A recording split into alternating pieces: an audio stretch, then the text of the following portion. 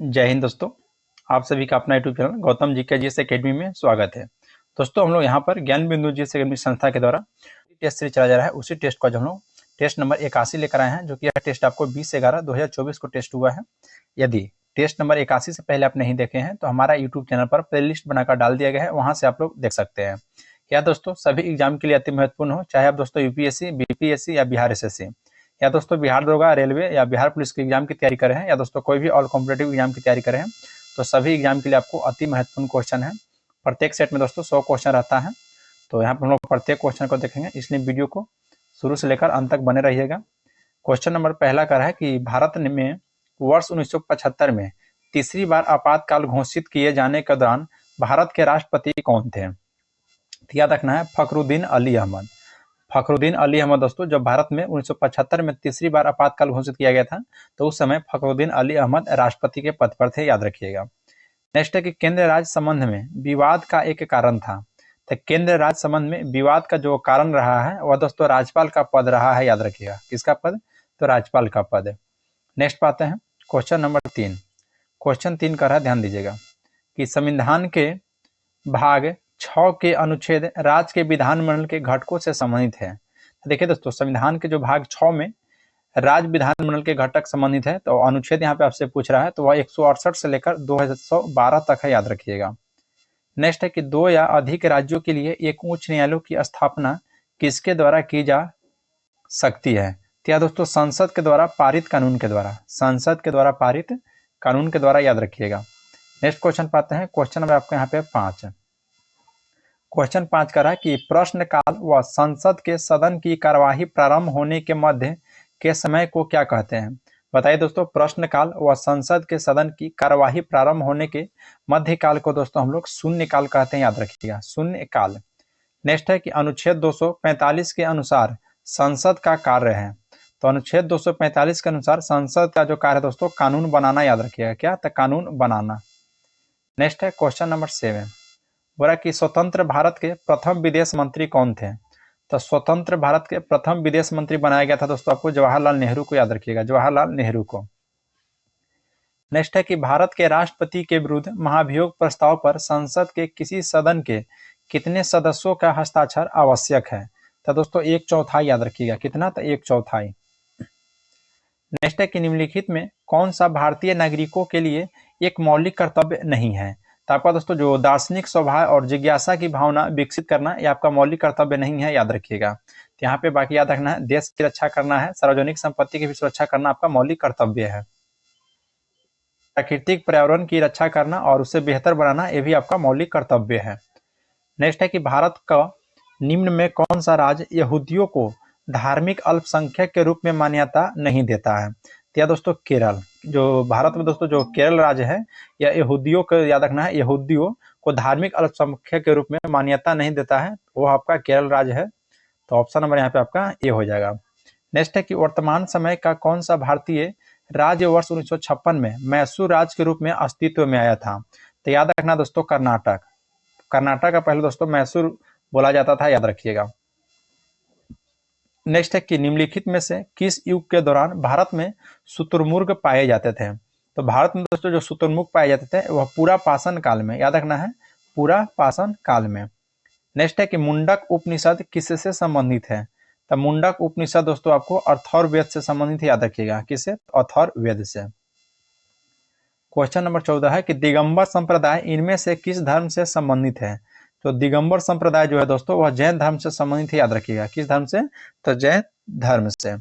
Next है कि निम्नलिखित में से कौन सा एक कथन प्राचीन भारत की श्रेणी व्यवस्था के विषय में असत्य है? तो दोस्तों देखिए, जो ऑप्शन नंबर आपका डी दे रहा है दोस्तों कि श्रेणी व्यवस्था मात्र उत्तर भारत में प्रचलित है, या दोस्तों आपका असत्य है, यानी कि गलत है, याद रखिएगा। नेक्स्ट है कि मध्य प्रदेश में भगवान बुद्ध के समान में सम्राट अशोक के द्वारा बनाया गया बौद्ध स्मारक, वो आपको दोस्तों सांची स्तूप है, याद रखिएगा। कौन? तो सांची स्तूप है।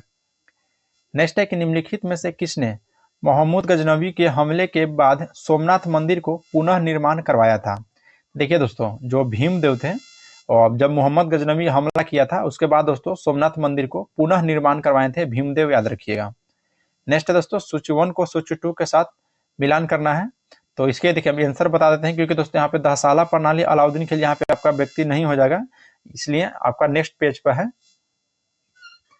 तो यहाँ पे दोस्तों आपका ऑप्शन नंबर सी हो जाएगा कि 2 3 1 4, 2 3 1 4 हो जाएगा। याद रखिएगा पहला का हो जाएगा दोस्तों जो 10 साल प्रणाली का था और राजा टोडरमल का हो जाएगा। फिर दोस्तों बीघा या दफ्तरी जो कि शाहजहां हो जाएंगे। फिर दोस्तों आपका जो डी में दे रहा है गज वो आपका दोस्तों सिकंदर लोदी हो जाएंगे। जो 20वां बचा वो आपका अलाउद्दीन खिलजी हो जाएगा। चलिए नेक्स्ट क्वेश्चन पाते हैं। क्वेश्चन नंबर आपका 19 बोला कि किस युद्ध के कारण विजयनगर साम्राज्य का पतन हुआ था। तो जो विजयनगर साम्राज्य का पतन हुआ था दोस्तों वह तालीकोटा का युद्ध के बाद, तालीकोटा का युद्ध के बाद दोस्तों याद रखिएगा। नेक्स्ट है कि अकबर के साम्राज्य में सैन्य कमांडर को कहा जाता था। तो अकबर के साम्राज्य में सैन्य कमांडर को फौजदार कहा जाता था। याद रखिएगा फौजदार। नेक्स्ट पाते हैं क्वेश्चन नंबर 21 कि निम्नलिखित में से कौन सी एक फसल भारत में पुर्तगालियों के द्वारा लाई गई थी। तब भारत में पुर्तगालियों के द्वारा दोस्तों बताइए कौन सी फसल लाई गई थी। तो यहाँ पे आपका राइट आंसर हो जाएगा ऑप्शन नंबर डी दोस्तों मिर्च। याद रखना है मिर्च पुर्तगालियों के द्वारा लाया गया था। नेक्स्ट है कि वर्ष 1947 में हैदराबाद का निजाम निम्न में से कौन था। तो 1947 में दोस्तों जो हैदराबाद का निजाम था उसका नाम था, याद रखना है, Usman Ali. Usman Ali option number A हो जाएगा। नेक्स्ट है कि एजेंसी हाउसेज के बारे में निम्नलिखित कथन में कौन सा कथन सही है। एजेंसी हाउसेज जिसमें पहला कथन कह रहा है दोस्तों कि वे 18वीं सदी के उत्तरार्ध और 19वीं सदी के भारत में महत्वपूर्ण वाणिज्यिक संगठक थे। बिल्कुल सही बात है दोस्तों। नेक्स्ट है कि प्रबंधन एजेंसियों का प्रचलन कलकत्ता तक ही सीमित बना, नहीं गलत है दोस्तों, यानी कि ऑप्शन नंबर ए हो जाएगा। केवल एक जो आपका फर्स्ट कथन था वो आपका सत्य था। नेक्स्ट है कि कालक्रम की दृष्टि से निम्नलिखित घटनाओं में कौन सी अंतिम थी। तो यहाँ पे 24 का दोस्तों ऑप्शन नंबर बी हो जाएगा खिलाफत आंदोलन। खिलाफत आंदोलन दोस्तों सबसे अंतिम है, क्योंकि मोपला विद्रोह दोस्तों 1921 में ही हुआ था। होम रूल आंदोलन आप 1916 में चलाया गया था। जलियांवाला बाग हत्याकांड दोस्तों 1919 में हुआ था। लेकिन खिलाफत आंदोलन यह सबसे अंतिम है, यानी कि ऑप्शन नंबर बी हो जाएगा। नेक्स्ट है कि मुंबई में प्रार्थना समाज की स्थापना किस वर्ष किया गया था। तब मुंबई में दोस्तों जो प्रार्थना समाज की स्थापना किया गया है वो 1867 ईस्वी में। याद रखना है 1867 ईस्वी में। नेक्स्ट बात है कि भारतीय राष्ट्रीय कांग्रेस के अंतिम लक्ष्य के रूप में स्वशासन व स्वराज यह घोषणा दादा भाई नौरोजी ने आईएनसी के निम्नलिखित में से किस पूर्ण अधिकारवेशन में किया था। अधिवेशन में दोस्तों, अधिकार नहीं, अधिवेशन में किया गया था। तो देखिए जो आपका दोस्तों कलकत्ता अधिवेशन हुआ था, याद रखना है भारतीय राष्ट्रीय कांग्रेस का, उसी में आपको पूर्ण स्वराज की घोषणा किया गया था दादा भाई नौरोजी के द्वारा 1906 ईस्वी में। नेक्स्ट है कि क्रांतिकारी जो हार्डिंग बम कांड में शामिल नहीं था। तो देखिए जो हार्डिंग बम का रहा है तो आपको दोस्तों भगवती चरण बोहरा शामिल नहीं थे। बाकी दोस्तों मास्टर अमीरचंद, बाल मुकुंद और अवध बिहारी यह सभी दोस्तों आपको जो क्रांतिकारी थे और यह हार्डिंग बम कांड में शामिल थे। क्वेश्चन नंबर आपका 28 का रहा है कि अफगानिस्तान के प्रति आक्रामक नीति किस वायसराय ने अपनाई थी। तो अफगानिस्तान के प्रति दोस्तों लॉर्ड लीटन। याद रखिएगा कौन, तो लॉर्ड लीटन। नेक्स्ट बातें हैं क्वेश्चन आपका 29 बोला कि भारत छोड़ो आंदोलन जो कि 1942 के संदर्भ में निम्न में से कौन सा जोड़ा दोस्तों मिलान आपका सही है। यहाँ पे दोस्तों कौन सा जोड़ा मिलान सही है देख लेते हैं। देखिए उषा मेहता जो कि दोस्तों गुप्त रूप से रेडियो का प्रसारण किए थे जब भारत छोड़ो आंदोलन शुरू हुआ था, यह बिल्कुल आपका सत्य है दोस्तों। फिर नेक्स्ट है दोस्तों यहाँ पे केटी भास जो कि स्वतंत्र स्थानीय सरकार चलाए थे। नहीं दोस्तों यह चीतू पांडे जो थे वो स्वतंत्र स्थानीय सरकार चलाए थे। और केटी भास हम दोस्तों मजदूर अशांति थे, यानी कि दोनों गलत है, 2 और 3। फिर दोस्तों मंतांगनी हजारा जो कि पुलिस स्टेशन पर हमला हुआ था, बिल्कुल सही है दोस्तों। तो ऑप्शन यहाँ पे डी हो जाएगा। 1 और 4 आपका कथन सही है, यानी कि मिलान आपका सत्य है। नेक्स्ट बातें हैं कि गुट निरपेक्ष आंदोलन के 5 संस्थापक में शामिल नहीं है। देखिए दोस्तों जब गुट निरपेक्ष आंदोलन हुआ था इसमें 5 संस्थापक थे, तो इसमें पूछा कौन सा शामिल नहीं थे दोस्तों। तो जो रूस के स्टालिन थे वो आपके शामिल नहीं थे। बाकी घाना के नक्रमाह और इंडोनेशिया के सुकर्न और यूगोस्लाविया के जोसेफ ब्रोजो टीटो शामिल थे।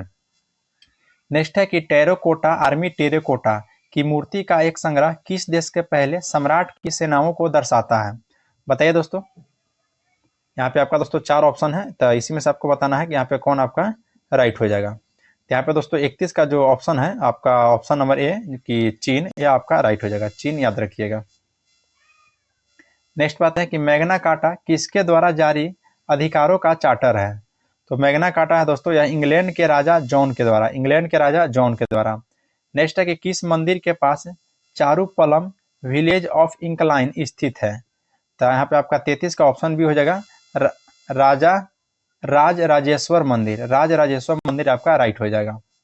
नेक्स्ट पाते हैं क्वेश्चन नंबर 34 कि निम्नलिखित में कौन हिंदुस्तानी शास्त्रीय संगीत का एक भारतीय गायक है।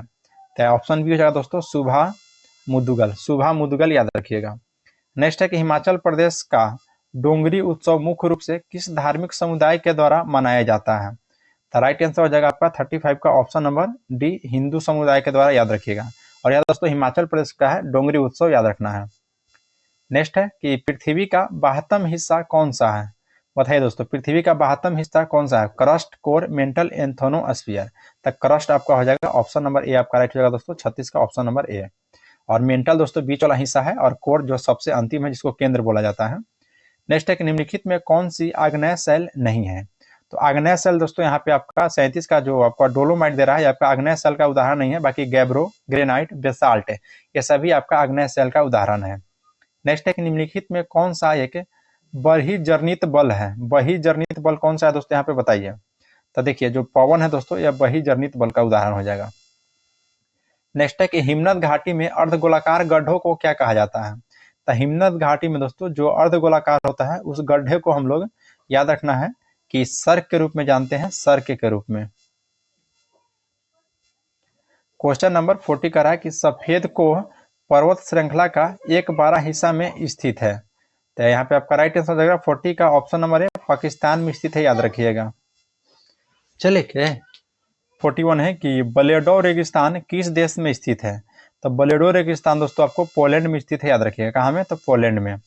नेक्स्ट पाते हैं कि उपोष्ण उच्च दाब की पेटी किन कटिबंधों के मध्य में पाई जाती है। उपोष्ण उच्च दाब की पेटी कह रहा है तो दोस्तों 30 से लेकर 35 डिग्री उत्तरी और दक्षिणी गोलार्ध दोनों में पाया जाता है, याद रखिएगा।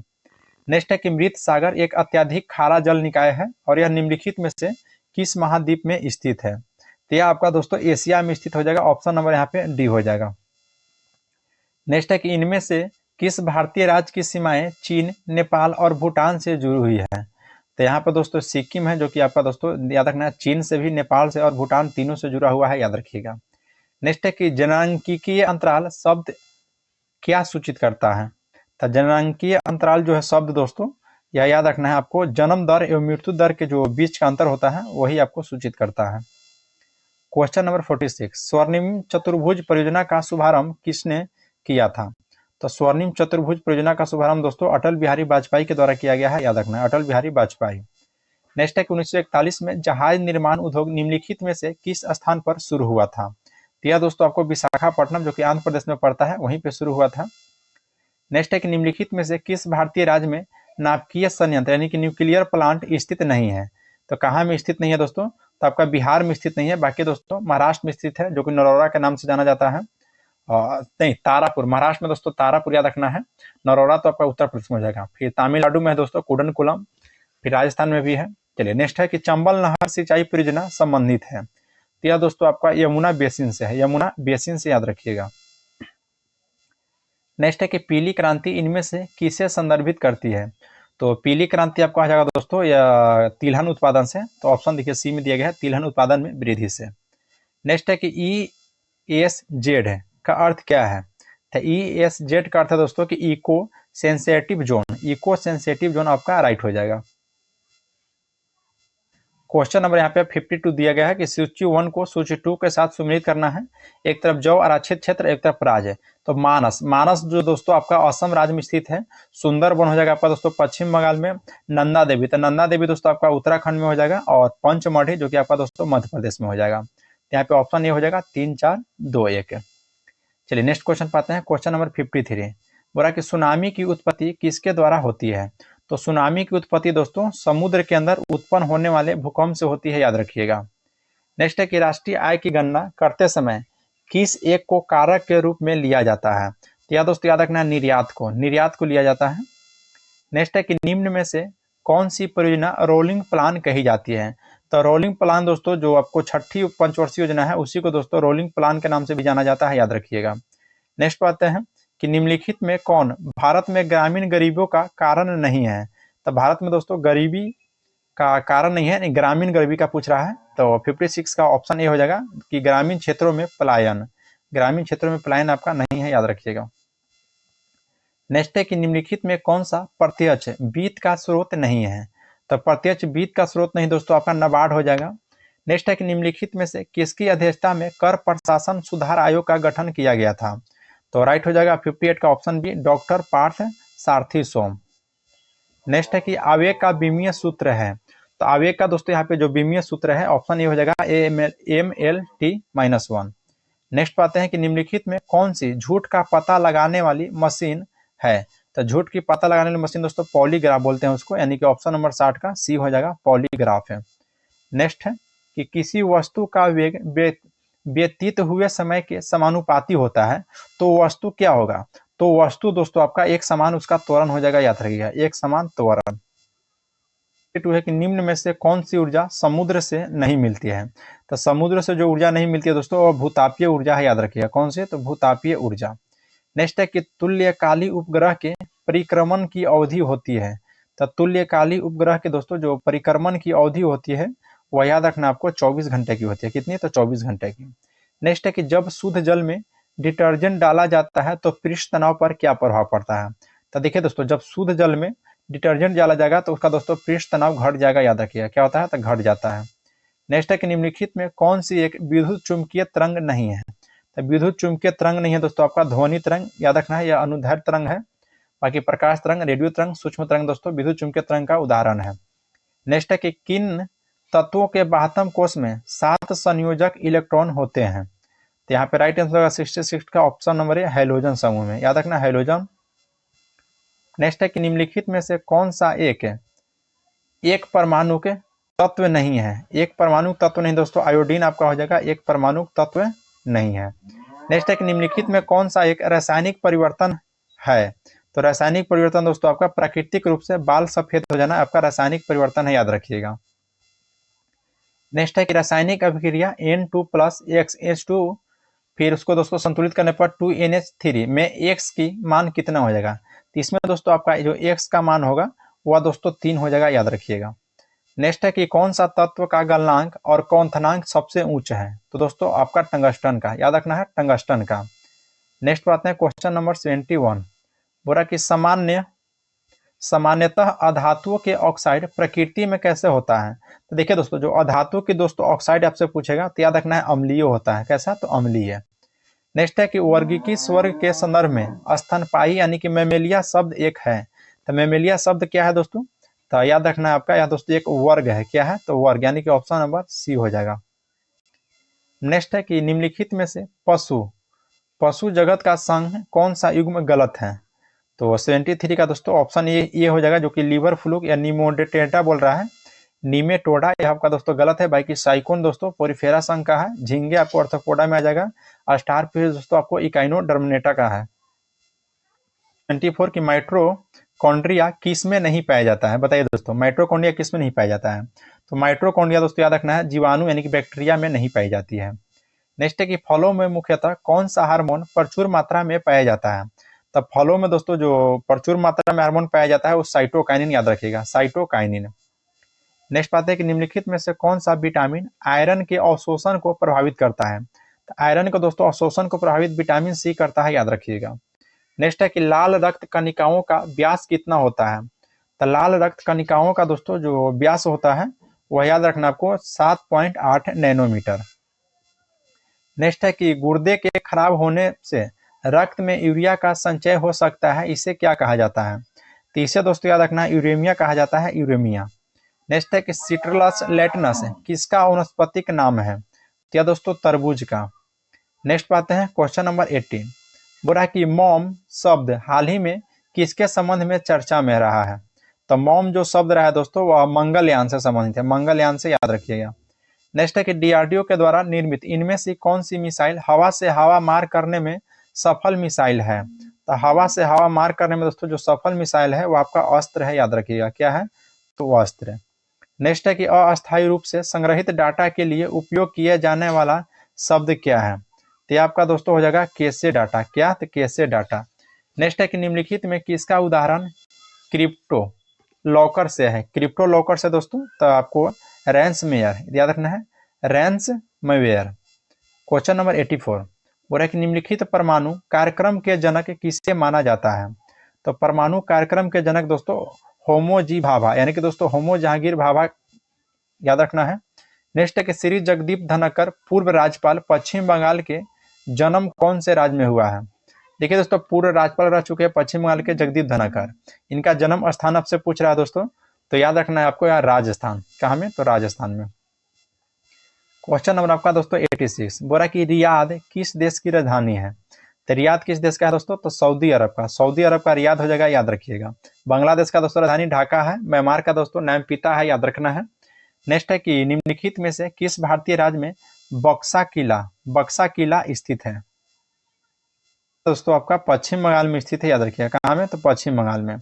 नेक्स्ट है कि निम्न में से कौन सा नगर किसी नदी के तट पर नहीं बसा है। तो किसी नदी के तट पर दोस्तों कौन सा आपका शहर नहीं बसा हुआ है?